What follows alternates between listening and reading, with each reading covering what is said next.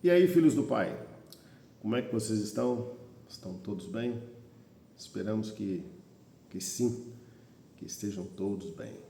Antes de mais nada, mandem notícias, o Pai está com saudade. Vamos à reflexão de hoje, chegamos aí ao capítulo 29 do livro do Gênesis e nós temos nesse capítulo um grande encontro, já inicia com o encontro de Jacó e Raquel. Ao perceber e ao ser informado que aquela moça que chegava junto ao poço com o rebanho era sua prima, o texto diz que Jacó muito se alegra e dá um beijo nela. Ela vai a seu pai, avisa da chegada de seu primo e Labão, seu pai, vai ao encontro dele e o acolhe. O texto diz que durante um mês ele ficou na casa de Labão, até que Labão, então, fizesse uma proposta para que ele pudesse ficar de fato e trabalhar, e pergunta qual seria o salário. Durante esse mês, nessa convivência familiar, Jacó percebe o amor que já nutria por Raquel, e então ele se dedica e avisa ao tio que trabalharia durante 7 anos para se casar com Raquel.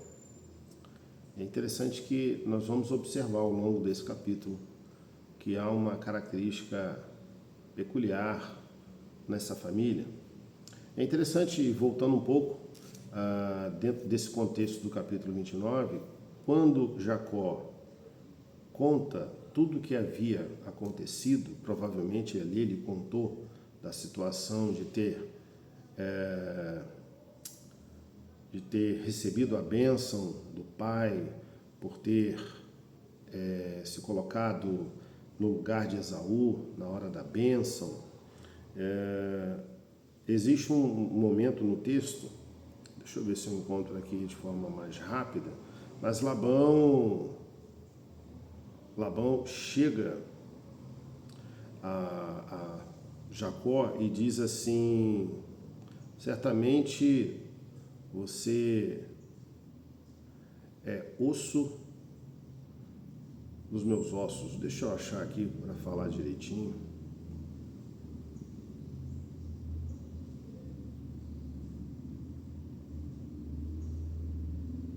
E Jacó contou a Labão tudo o que havia acontecido. Então Labão disse: de fato, você é meu osso e minha carne. Versículo 14. 13 e 14. E é interessante que eu queria aproveitar esse trecho para a gente falar um pouco sobre essa característica, né? Essa era uma característica da família, né? Vamos lembrar que Labão, ele tinha essa veia, né, de enganação. A gente vai lembrar disso logo no próprio encontro do servo de Abraão, quando foi buscar Rebeca. E Labão tinha sempre essa sede, né? O texto lá atrás, nós vamos lembrar que quando Jacó percebeu as pulseiras de ouro, pingente no nariz de ouro, ele muito quis manter a permanência do servo de Abraão por mais tempo, né? E o que nos leva a crer e a entender que havia sempre aquele olhar muito materialista, né? Quando Labão ouve a história e diz que é meu osso e minha carne, ele percebe essa herança vinda da própria família, né? Inclusive, ao perceber que, entendo eu, que Rebeca foi a mentora dessas ações. E o fato dele obedecer e fazer faz com que Labão o enxergasse como o parente chegado, né? É interessante que o texto continua e como Jacó se coloca ao serviço de 7 anos para que pudesse casar com Raquel, o texto segue e vai nos mostrar que ao final desses 7 anos, o texto diz que Jacó amava de tal maneira Raquel que esses 7 anos lhe pareceram dias.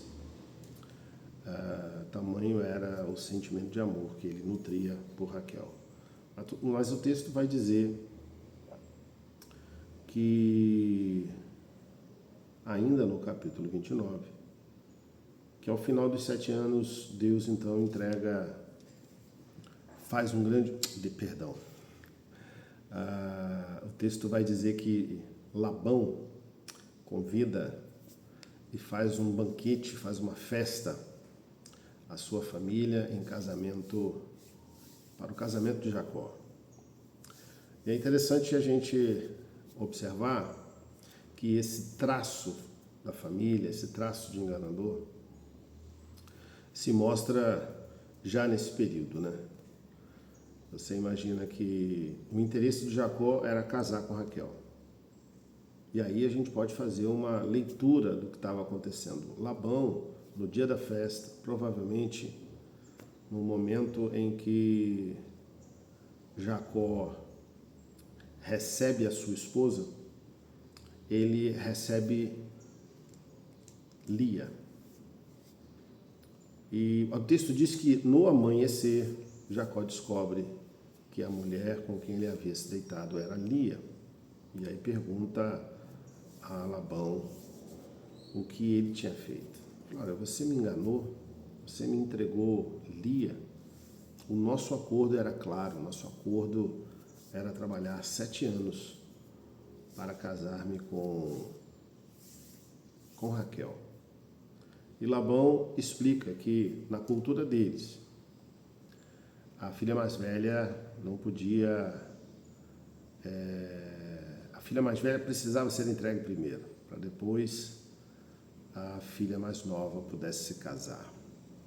E então ele faz uma nova proposta e diz, trabalhe mais 7 anos pela Raquel.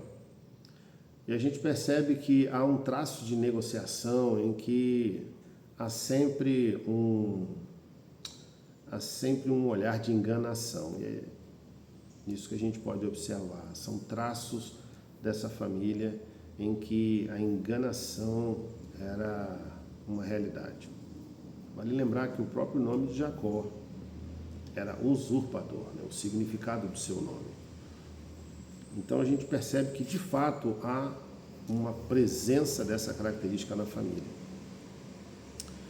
E o texto vai dizer que Jacó trabalhou por mais 7 anos pelo casamento com Raquel.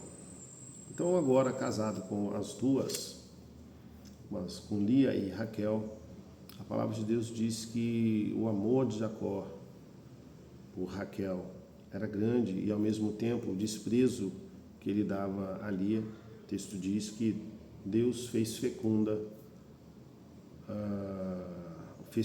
o útero de Lia.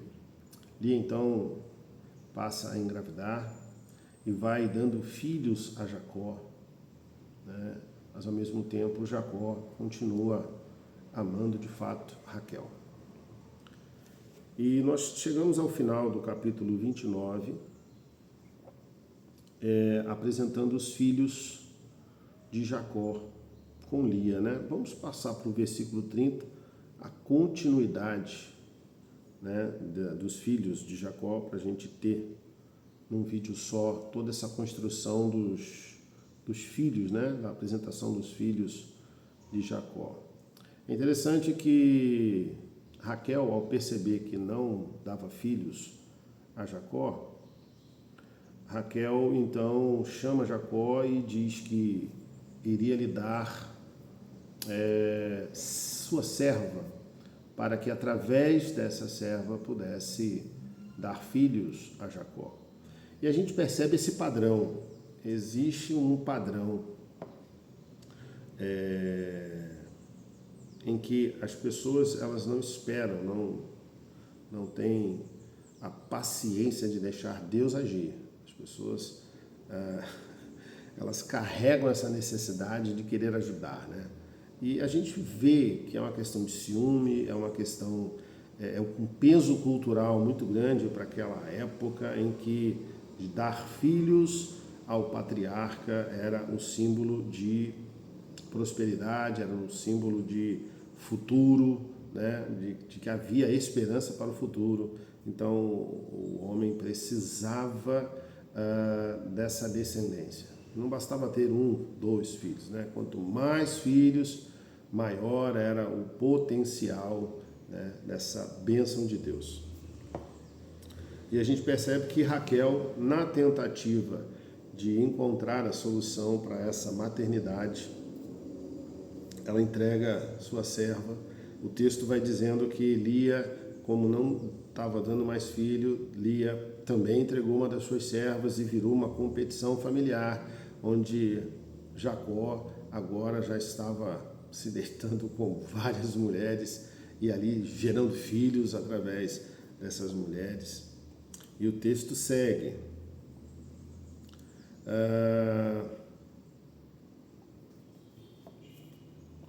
E o texto segue, chegamos no 30, né? Vamos ver aqui.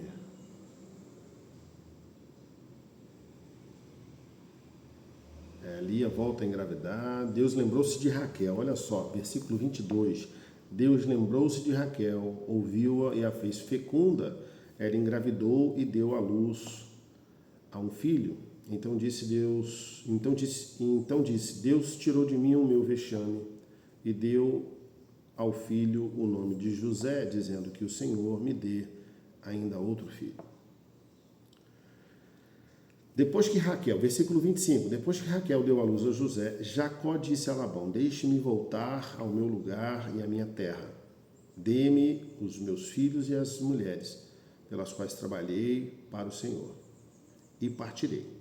O Senhor sabe muito bem quanto e de que maneira o servir. Labão lhe respondeu, se puder me fazer este favor, peço que fique comigo. Descobri por meio de adivinhações que o Senhor Deus me abençoou por causa de você.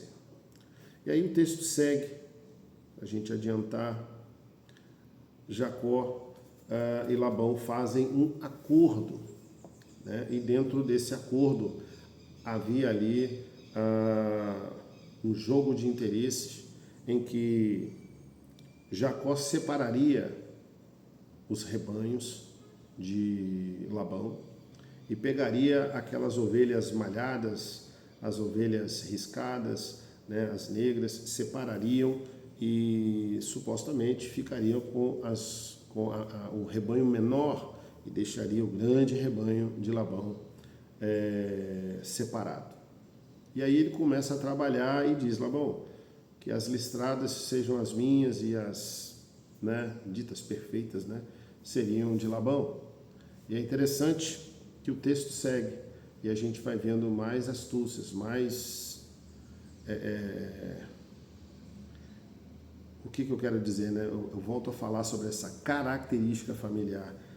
Jacó, ele cria estratégias, fazendo com que as ovelhas, no momento da gestação, no momento da concepção, elas pudessem estar diante de um cenário, né, trabalhado por ele, por Jacó, e à medida que as ovelhas iam se desenvolvendo dentro daquele cenário onde ele cortava, tirava as lascas de galhos, né, e aquilo gerava um ambiente muito listrado, vamos dizer assim. As ovelhas, ao contemplar, né, aquele cenário, aquele ambiente, geravam filhos nessas mesmas condições. Estratégia de, vamos dizer assim, uma estratégia administrativa. Mas é interessante que o rebanho de Jacó cresce à medida que ele vai fazendo e separando esses rebanhos, né? O texto vai dizer que ele separava o rebanho mais forte e mudava o cenário para que a resposta da gestação, da gravidez, fossem filhos dentro daquela condição. Ele separava o rebanho fraco e não gerava esse cenário, então o rebanho fraco se desenvolvia, né, sem as mudanças. E o que eu quero chamar a atenção aqui nesse texto é que dos capítulos 29 e 30, a gente percebe desde a chegada de Jacó, desde a chegada de Jacó até o capítulo 30, onde ele casa com Lia, casa com Raquel, ele tem os seus filhos e ele chama a atenção de Labão e diz: olha, agora eu já tenho minha família, me permita ir embora. Labão então faz um acordo: olha, você vai trabalhar por mais um tempo e vamos separar o tipo de rebanho para cada um. Só que nesse processo, Labão de fato percebe que Jacó se enriquece. E 6 anos depois desse trabalho, ou seja, um total de 7 anos de um casamento, 7 anos de outro casamento, mais 6 anos juntando riqueza, vamos dizer assim, foram 20 anos trabalhados para Labão. 20 anos trabalhados para Labão.